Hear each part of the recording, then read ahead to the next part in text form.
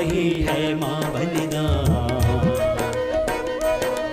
माँ मांग रही है माँ बलिदान, माँ मांग रही है माँ बलिदान, माँ मांग रही है माँ बलिदान।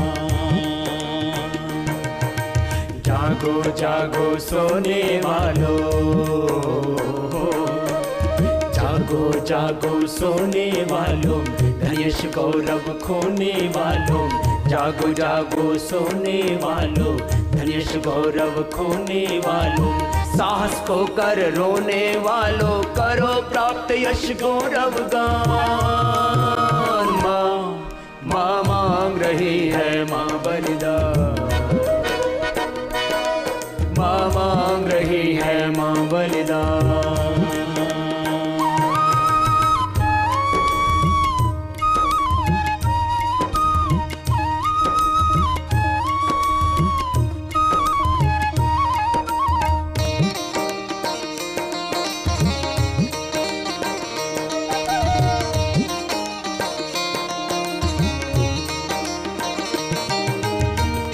कोटि कंठों से गरजे,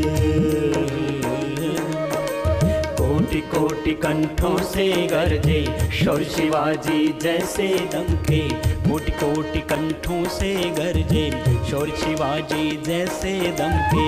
तुम प्रलयंकर गण हो ऋषि के, करो योग गंगा में स्नान।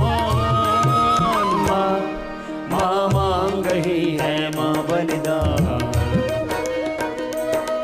माँ मांग रही है माँ बलिदान।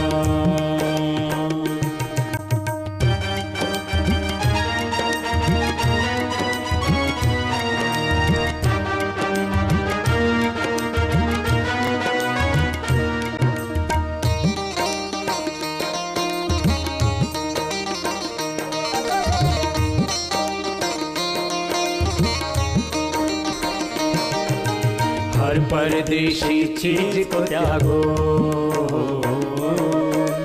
हर परदेशी चीज को त्यागो, स्वदेशी को ही अपनाओ, हर परदेशी चीज को त्यागो।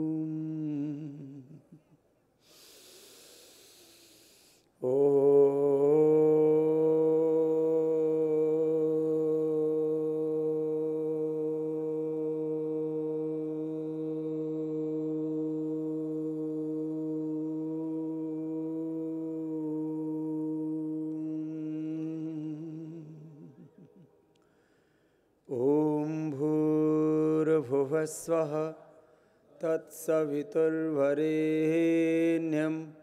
भर्गो देवस्य धीमहि धियो यो नः प्रचोदयात्।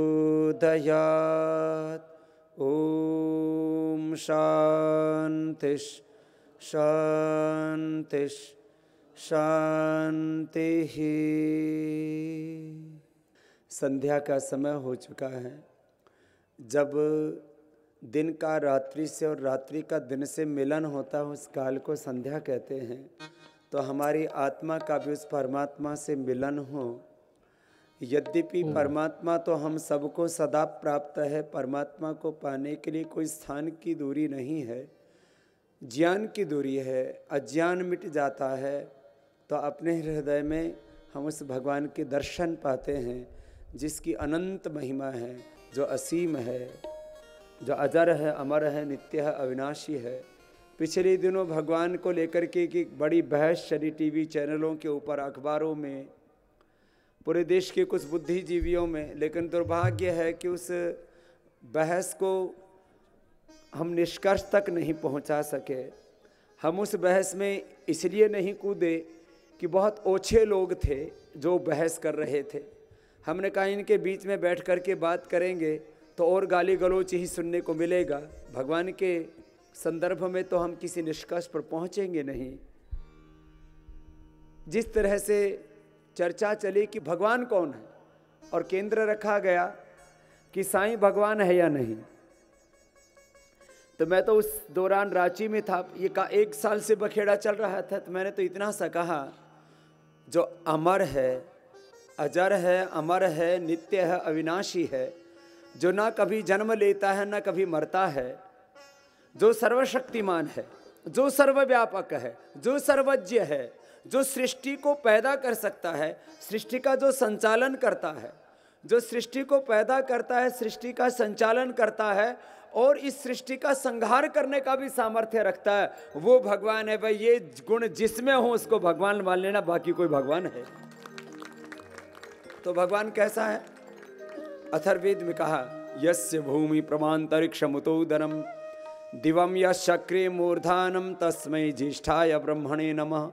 वो भगवान अजर है, अमर है, नित्य है, अविनाशी है, सर्वशक्तिमान, सर्वज्ञ। मैंने कहा सृष्टि का कर्ता, नियंता, संघर्ता है, तो उसके लिए कहा ये द्युलोक भगवान का सिर है। भगवान की प्रतिमा कैसी है, मूर्ति कैसी बनाई भगवान की? तो किसी कोई बना सके तो बना लेना।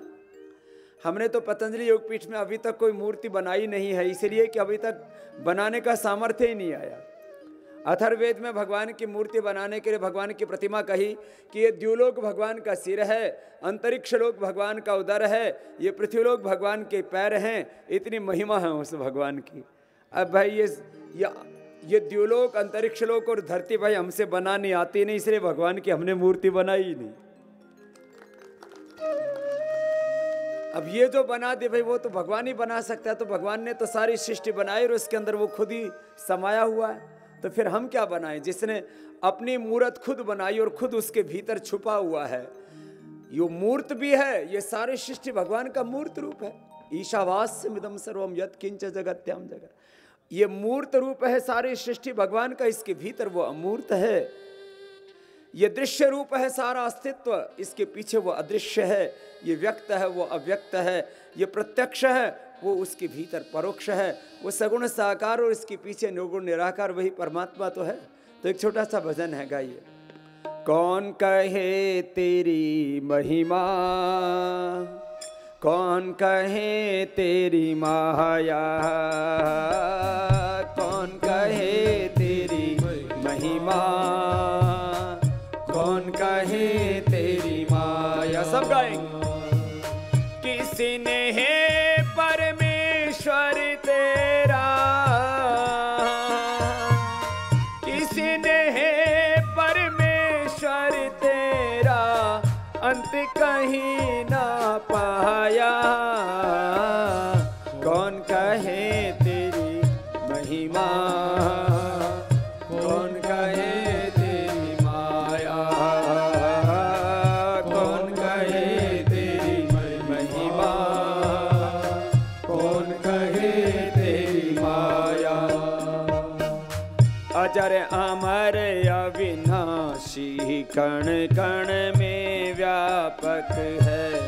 अजर अमर अविनाशी, कण कण में व्यापक है। सबसे पहला उपदेशक और अध्यापक है। सबसे पहला उपदेशक और अध्यापक है। गुरुओं का भी गुरु है ईश्वर, गुरुओं का भी गुरु है ईश्वर। ऋषियों ने फरमाया, कौन कहे तेरी महिमा, कौन कहे तेरी माया, कौन कहे तेरी महिमा, कौन कहे तेरी माया। सारे सूरज चांद सितारे भी तुझ में हैं, सारे सूरज चांद सितारे भी तुझ में हैं, सभी समंदर सभी किनारे भी तुझ में हैं, सभी समंदर सभी किनारे भी तुझ में हैं। सृष्टि के अंदर बाहर तू, सृष्टि के अंदर बाहर तू एक समान समाया, कौन कहे तेरी महिमा, कौन कहे तेरी माया, कौन कहे तेरी महिमा, कौन कहे तेरी माया। किसी ने परमेश्वर तेरा, किसी ने परमेश्वर तेरा अंत कहीं ना पाया, कौन कहे तेरी महिमा, कौन कहे तेरी माया, कौन कहे तेरी महिमा, कौन कहे तेरी माया। बोली सच्चिदानंद भगवान की जय, सत्य सनातन वैदिक धर्म की जय, महर्षि देव दयानंद की जय, सब ऋषियों की जय। मैं कह रहा था भगवान का स्वरूप क्या है, तो ये सारी सृष्टि ही भगवान का मूर्त रूप है। उपनिषदों में कहा, सब मेरे साथ बोलिए, वेहवाव ब्रह्मणः रूपे मूर्तम च अमूर्तम च यत ब्रह्मविदः वदन्ति।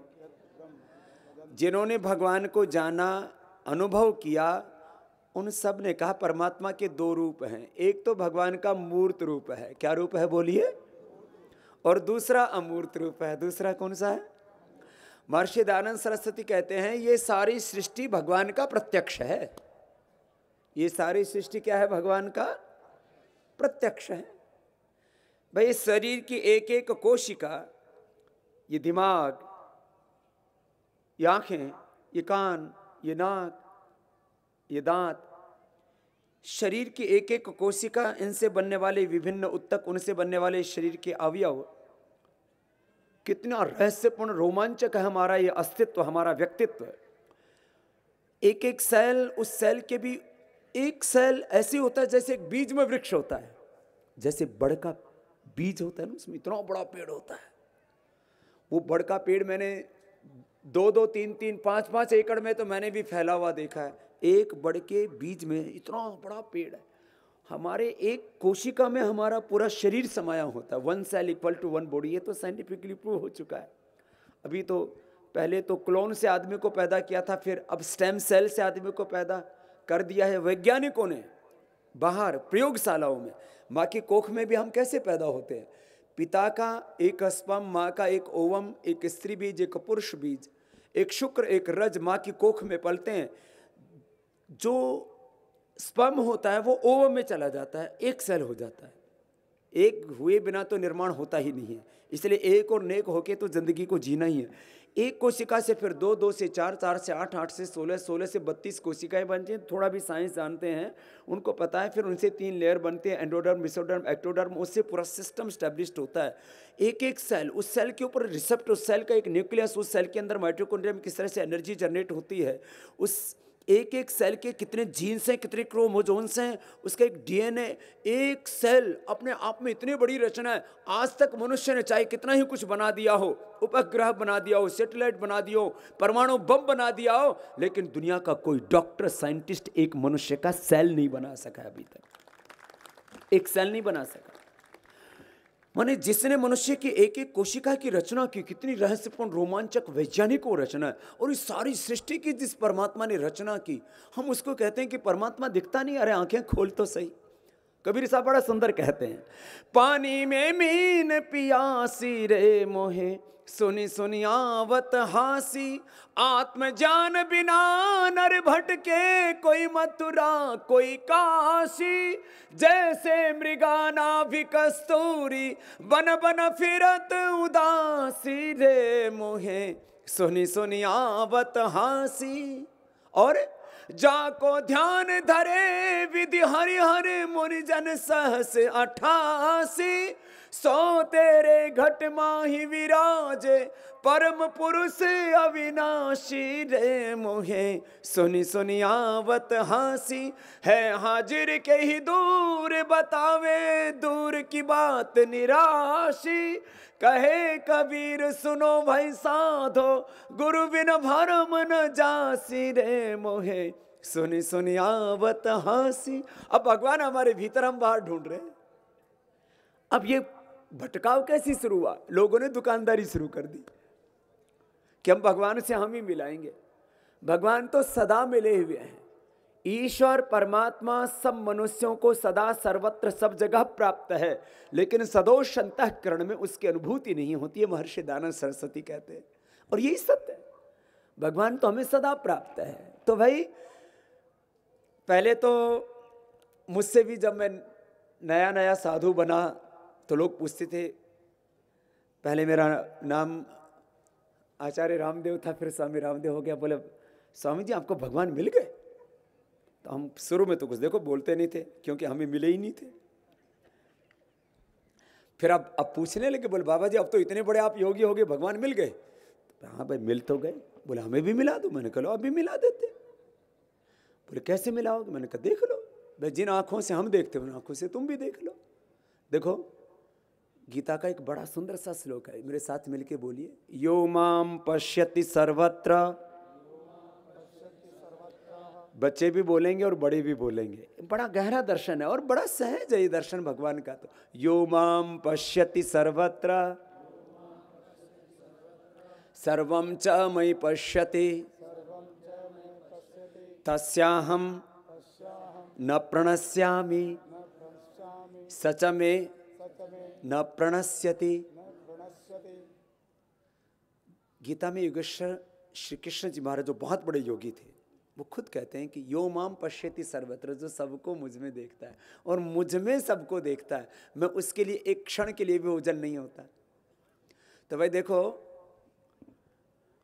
मैं बहुत तर्कशील रहा हूँ और महर्षि दयानंद तो तर्क शिरोमणि है, उनका शिष्य हूँ। तो ऐसे झूठ मूठ किसी बात को हम मानते नहीं हैं, लेकिन मैं इसको हृदय से मानता हूँ और इसको जीता हूँ। मुझे मनुष्य और मनुष्यतर ये जितना अस्तित्व है ना, इसमें भगवान का मूर्त रूप दिखता है। और ये जो उपनिषदों में लिखा है कि भगवान के दो रूप हैं, एक उत्तर रूप है, एक पूर्व रूप है, एक प्रत्यक्ष, एक परोक्ष, एक व्यक्त है, एक अव्यक्त है, एक दृश्य, एक अदृश्य, एक सगुण साकार है, दूसरा निर्गुण निराकार, एक मूर्त है, एक अमूर्त है। तो मैं तो माता पिता गुरु से लेकर के सब संबंधों में, सब संपत्ति में, सारे ऐश्वर्य में, सब सुखों में और सारे सृष्टि के मूल में भगवान ही को देखता हूँ और उसी को हर पल अनुभव करता हूँ। जो कुछ करता हूँ अकर्ता होकर के करता हूँ। देखो यह मैं 3 शब्द बता रहा हूँ। योग में 3 शब्द प्रयोग होते हैं, ज्ञान योग, कर्म योग और भक्ति योग। ज्ञान का प्रयोजन यही है, जानना यही है, ये बात समझ में आ जाए कि सबके मूल में कौन है, बोलो भगवान। ये बात भीतर तक गहरी समझ में आ जाए और एक क्षण के लिए भी हमारा ज्ञान ओझल ना हो, ये ज्ञान हमारा स्थिर हो जाए। संश्रुतेन गमे मही माश्रुतेन विराधिसी मय्ये वास्तु मयि श्रुतम। हमारा जो शुद्ध ज्ञान है वो हमारे भीतर प्रतिष्ठित हो जाए। तो क्या कि बस सब में भगवान है और सब कुछ भगवान का ही है। जब ये बोध हो गया कि सबका आधार परमात्मा ही है, तो फिर अपना अहंकार टूट जाता है। जब अपना अहंकार ही नहीं रहा कि मान लीजिए आज भगवान ने हमसे ये इतना बड़ा काम करवाया, इतना बड़ा पतंजलि योग पीठ बनाया, इतना बड़ा ये संगठन बनाया, इतनी बड़ी संस्था बनाई, योग आयुर्वेद का, स्वदेशी का, सत्ता व्यवस्था परिवर्तन का, ये सब तरह का काम कराया। और अब तो आप जो थोड़े अंग्रेजी पढ़े लिखे हैं वो अंग्रेजी में पढ़ लो, हिंदी अखबार पढ़ लो, सब जगह जो है रोज़ कोई ना कोई नई कहानी आएगी। अभी मैं पिछले दिनों पढ़ रहा था बिजनेस टुडे, फिर उससे पहले बड़ी बड़ी दुनिया की एजेंसियां, अब भी कल कई एजेंसियों को और कई टीवी वालों को इंटरव्यू देना है। अब तो मैं इंटरव्यू देने में भी बड़ा सोच समझ के देता हूँ, क्योंकि बड़ा मुश्किल है। सच बोलो तो बखेड़ा हो जाए, झूठ बोला नहीं जाता और चुप भाई कभी रहे नहीं, तो बड़ा मुश्किल है। हाँ बड़ा मुश्किल है। तो अब इंटरव्यू यहीं से शुरू करते हैं, बाबा बेबाक बोलते हैं, अब बोलो नहीं, फिर भाई इंटरव्यू देने क्यों बैठे, और बोलो तो बहुत दिक्कत। तो अब बोलते हैं। अब 4-5 दिन पहले ये साप्ताहिक मैगजीन्स होती हैं, बिजनेस टुडे आदि, फिर और दूसरे बिजनेस के पूरे वर्ल्ड के, खाली देश के नहीं, अब तो ऑक्सफोर्ड, हार्वर्ड, कैम्ब्रिज के भी वहाँ के संदेश आ रहे हैं कि बाबा जी हम आपके ऊपर रिसर्च करना चाहते हैं। मैंने कहा भाई हम तो क्या रिसर्च करोगे, तुम बोले यही तो रिसर्च करनी है। मैंने कहा भाई हम तो कोई ना IIM के पढ़े हो ना IIT के पढ़े हुए। ये पूछते इंटरव्यू वाले, बाबा जी आपने इतना बड़ा मैनेजमेंट किया है, ये सारा कुछ करते हो, आप पढ़े भी कहाँ के हो? आचार्य बालकृष्ण और हम दोनों ही गुरुकुल के पढ़े हुए, ना हम IIT के पढ़े हुए, ना IIM के पढ़े हुए, ना हमने कोई जो है MBBS कर रखा, ना BMS कर रखा। अब अगले साल से जितने भी वर्ल्ड के बड़े इंस्टीट्यूट्स हैं, हम वहाँ नहीं पढ़े, लेकिन हमको वहाँ पढ़ाया जाएगा कि ये बाबा ने कर क्या दिया। भाई हमने कुछ नहीं किया, किस बात का अहंकार भाई। ये हाथ भगवान के दिए हुए जिनसे हम काम करते हैं, ये दिमाग भगवान का दिया हुआ जहाँ पर आइडियाज़ आते रहो उनको हम एग्जीक्यूट करते हैं। बस अब हाथ भगवान के दिए हुए, दिमाग भगवान का दिया हुआ, तो करने वाला परमात्मा है, हम करते हुए भी अकर्ता हैं। यही कर्मयोग है। ये बात समझ में आ जाए कि सबका आधार परमात्मा है, यही ज्ञान योग है, और करते हुए भी हम अकर्ता हो जाएं, ये कर्म योग है, और वो कर्म हमारी पूजा बन जाता है, यही हमारा उपासना हो गया है, भक्ति योग है। यही है ज्ञान योग, कर्म और भक्ति योग। और ज्ञान योग, कर्मयोग, भक्ति योग, इसी को महर्षि दयानंद सरस्वती ने कहा, शुद्ध ज्ञान, शुद्ध कर्म और शुद्धोपासना के द्वारा ही परमात्मा की प्राप्ति होती है। तो फिर हम क्या रह जाते हैं? हम यंत्र बन जाते हैं और भगवान हमारे माध्यम से सारा कार्य करवाता है। हम शाश्वत के प्रतिनिधि हैं, हम अमृत पुत्र हैं, भगवान की संतानें हैं, हम ऋषियों की संतानें हैं। इसलिए तो मैं, ये पौराणिक लोग तो दूसरी तरह से गाते हैं, हम इसको ऐसे गाते हैं, मेरा आपके कृपा से सब काम हो रहा है, मेरा आपके कृपा से, गाइए, सब काम हो रहा है, करता है मेरा मालिक, करता है मेरा मालिक, मेरा नाम हो रहा है, मेरा आपकी कृपा से सब काम हो रहा है, मेरा आपकी कृपा से सब काम हो रहा है। पतवार के बिना भी मेरी नाव चल रही है, पतवार के बिना ही मेरी नाव चल रही है, हैरान है जमाना, मंजिल भी मिल रही है, हैरान है जमाना, मंजिल भी मिल रही है, करता नहीं मैं कुछ भी, करता नहीं मैं कुछ भी, सब काम हो रहा है, करता नहीं मैं कुछ भी, सब काम हो रहा। फिर ये हो कैसे रहा है? आत्मा में बैठा हो, परमात्मा प्रेरणा देता है और बस हम किए जा रहे हैं।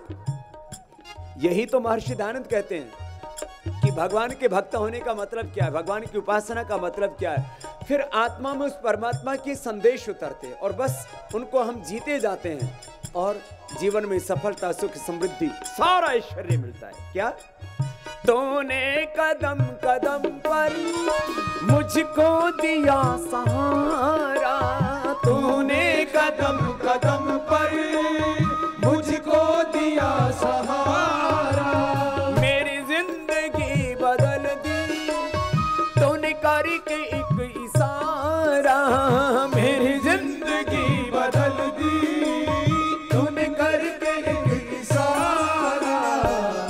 10-12 साल का था। भगवान ने भीतर से कहा भाग, घर छोड़ के चला जा। कहाँ जाना है कुछ नहीं पता। बोले घर छोड़ के भाग जा। हम भाग गए। फिर गुरुकुल में पढ़ ले, वहां पढ़ लिया। फिर बोला अभी हिमालय में चला जा, वहां चले गए। अब बोले सेवा करने लग जा, ये करने लग गए। फिर सत्ताओं पर कुछ ऐसे लोग बैठे थे जिन्होंने देश को जर्जरित कर दिया था। बोले बेटा इसको उखाड़ दिया। उखाड़ दिया, अपना कुछ नहीं बिगड़ा भैया। तूने कदम कदम पर मुझको दिया सहारा, तूने कदम कदम पर मुझको दिया सहारा, मेरी जिंदगी बदल दी तूने करके एक इशारा, मेरी जिंदगी बदल दी तूने करके एक इशारा।